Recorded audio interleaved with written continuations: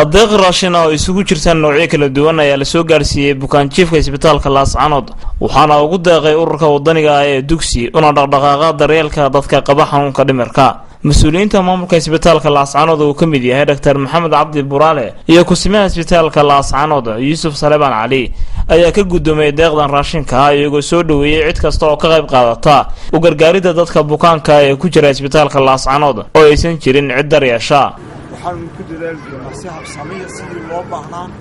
inaan u siino raashinka oo aanay raashinka lixleexiyo aanay khalad ka gelin si kulman oo hagaagsan loo soo dhiirtay qaabkaas raashinkaas diyaana dadka buka lagu nafaqaynayo aad iyo aad baan ugu mahadnaqaynaa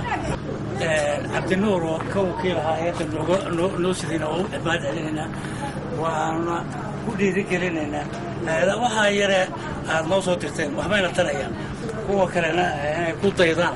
sidoo kalena mas'uulka deeqdan raashinka soo gaarsiiyay isbitaalka Laascaanood Mr. Cabdinuur ayaa sheegay in ururkani uu ka hirgelin doono gobolka Sool gaar ahaan magaalada Laascaanood dhakhtar loo dhisi doono dadka qaba xanuunka dhimirka oo baahi weyn looga qabo deegaankan iyadoo dadweynaha ku dhaqan magaalada Laascaanoodna ay ballan qaadeen dhulka loo dhisi doono isbitaalkaasi